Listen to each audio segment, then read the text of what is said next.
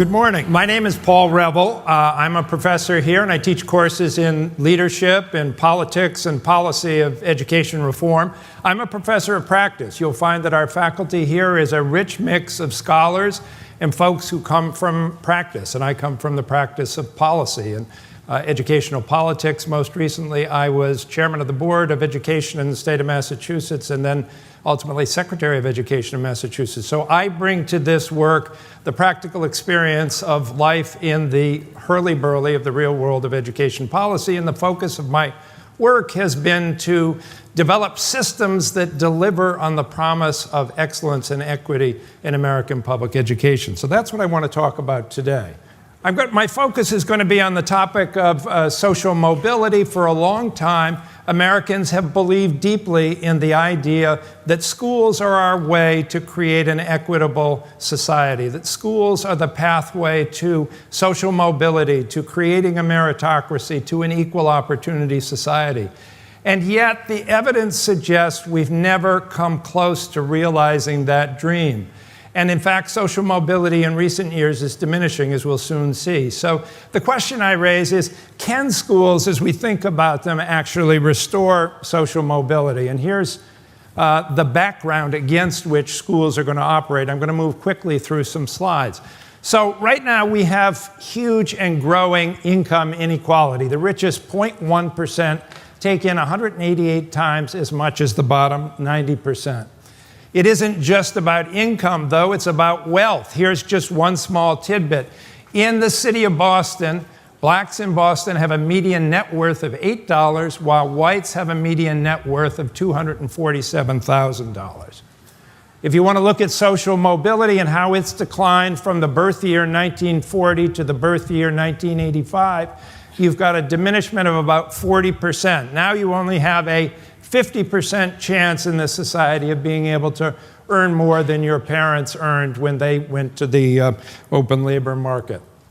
So we've got factors of inequality growing around education, and yet we still persist in this dream that Horace Mann, the first Secretary of Education, really the founder of modern public education, described in the 19th century, that schools would be the great balance wheel of society. They would be the pathway to equity that I spoke about earlier. And we've honed in on that dream and built a system with the hope that that system would achieve that result. 36 years ago, a report came out called The Nation at Risk, and The Nation at Risk told us that our education system in the United States was woefully behind. This triggered a reform era in Massachusetts public schools that's now gone on roughly 3 decades or more. The theory was, let's get schools right. That the reason that the model that Horace Mann had in mind wasn't working was that the schools weren't working as well as they should have. And if we could get schools right, we could reform schools and improve schools, it would be great for individuals and great for society. Well, we applied a whole bunch of different strategies. Many of you who have been practitioners have been consumers and or victims of these strategies. We've had standards, which was an equity strategy to have high expectations of all students. We measure progress through assessments. We'd provide help and assistance through an accountability scheme. We'd use data more than we ever had before. For the first time, we'd regard teaching as a craft that can be developed rather than something that you're inherently born with. We'd inject choice into a fundamentally monopolistic system, and we concentrate on turning around chronically underperforming schools. Yet when all's said and done, we come up with this kind of result, this kind of evidence. On the vertical scale, you have student achievement from 3 years ahead to 3 years behind. On the horizontal, from the left side, as you face it, poorer communities, to the right side, wealthier communities. Each lavender dot is one of our 14,500 school districts adjusted for size. And what you see here is a straight iron law correlation between socioeconomic status and educational achievement and attainment. This is not what America was supposed to be about. This is not all means all. Now, we know demographics is not destiny for any individual. There are plenty of individuals, including, I suspect, many in this room, who triumph over the odds of the macro data. But on the whole, this is what the data shows us our system is producing. And that's not what we set about to achieve in education reform, and not what we need as a nation. So what we can conclude from this is that schools alone, as currently constituted, aren't sufficient to do the job of all means all, to create an equitable system. What does that mean? What's the problem? Schools don't take into account the impact of poverty, the challenges of disadvantage. We tend to ignore those or avoid them. There isn't enough time in schools. Students spend only 20% of their waking hours in school, 80% of their waking hours between kindergarten and grade 12 outside of school. We've got a large unresponsive bureaucracy. We've got a factory model designed in the early 20th century that confuses equality with equity. Equity is giving everybody what they need. Equality is giving the same thing to everybody. And as you can see here, it doesn't solve the problem to simply give everybody the same thing. You need a system that will adjust to individual needs.